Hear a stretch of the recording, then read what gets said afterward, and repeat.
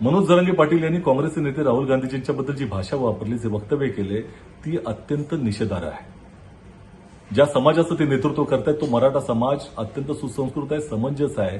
त्यामुळे या समाजाला अशा तऱ्हेची भाषा शोभादायक नाही याची जाणीव त्यांनी ठेवणे आवश्यक आहे. याच मराठा समाजाच्या माय भगिनींनी 58 मूकमोर्चांचं नेतृत्व केलं आणि ज्या पद्धतीचा आदर्श घालून दिला तो केवळ देशाला नव्हता तर जगाला आदर्श घालून दिला होता. याची जाणीव प्रत्येकाने ठेवण्याची आवश्यकता आहे. आणि केवळ आरक्षणाचा लढाच नव्हे तर समाजाला आपण आपल्या माध्यमातून काय आदर्श देतो आहोत याचीही जाणीव प्रत्येकाला असली पाहिजे. आपल्या वक्तव्यातनं समाजाची अप्रतिष्ठा होता कामा नये याची काळजी घेणं आवश्यक आहे. या अगोदरही अनेक मोर्चे झाले, लढा झाला आणि त्याला कुठलाही राजकीय रंग नव्हता. त्यामुळे माझ्यासहित अनेक काँग्रेसचे नेते, इतरही पक्षाचे नेते त्यामध्ये सहज सहभागी झाले होते. परंतु खेदानं सांगावंसं वाटतं की जरांगेजींच्या वक्तव्याला राजकीय वास येतोय. आणि काँग्रेस पक्षाबद्दलच म्हणायचं झालं तर काँग्रेस पक्ष सर्वसामान्यांचा पक्ष आहे, सर्व जाती धर्मांचा पक्ष आहे. तो कुठल्याही एका विशिष्ट जाती धर्माचा पक्ष नाही. कोणावरही अन्याय होऊ नये हीच कायम काँग्रेस पक्षाची भूमिका झालेली आहे. जे करायचं ते प्रामाणिकपणे करायचं, जनसेवेसाठी करायचं, संविधानाच्या चौकटीत करायचं हीच भूमिका आहे. त्यामुळे आमच्याकडे कुठल्याही तऱ्हेचे शब्दचल, GR, कॅझेट, त्या संदर्भामध्ये बोलायचं आलं तर जुमलेबाजी किंवा लोकांची फसवणूक अशा तऱ्हेची कुठलीही तऱ्हेची गोष्ट नसते. लोकांना न्याय मिळवून देण्यासाठी ही प्रामाणिक भूमिका काँग्रेस पक्ष घेत आहे आणि घेत आला आहे.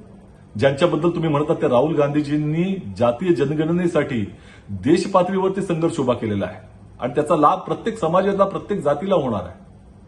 50% आरक्षणाची मर्यादा ओलांडली गेली पाहिजे ही भूमिका राहुल गांधींनी मांडलेली आहे. आणि हीच 50% आरक्षणाची भूमिका आम्ही सत्तेवर आल्यावरती ती त्या ठिकाणी ओलांडू अशा त्याचा निर्वाळे दिलाय. आणि याच मर्यादेच्या उल्लंघनानंतरच मराठा समाजाच्या आरक्षणाचा मार्ग सुकर होणार आहे हे लक्षात ठेवण्याची आवश्यकता आहे. आणि सातत्यानं सुरुवातीपासून काँग्रेस पक्षानं मराठा समाजाला आरक्षण मिळालं पाहिजे, कोणावरही अन्याय न होता मिळालं पाहिजे ही भूमिका घेतलेली आहे. त्यामुळे संविधानाच्या चौकटीमध्ये तुम्ही आमच्यावरती टीका करा, कुठल्याही तऱ्हेचं हरकत नाही, तो तुम्हाला अधिकार दिलेला आहे. परंतु ही टीका संविधानाच्या चौकटीत असली पाहिजे, सुसंस्कृतपणाच्या मर्यादेमध्ये असली पाहिजे आणि संस्कृतीच्या परिघात असली पाहिजे याची जाणीव ठेवली पाहिजे. परंतु जरांगे साहेबांच्या बोलण्यामध्ये निश्चितपणे समाजाची अप्रतिष्ठा होते आहे.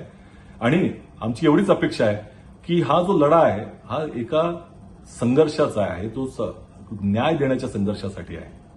त्याला इतक्या खालच्या पातळीवरती नेऊ नये एवढंच आमचं जरांगे साहेबांकडनं अपेक्षा आम्ही व्यक्त करतो आहोत.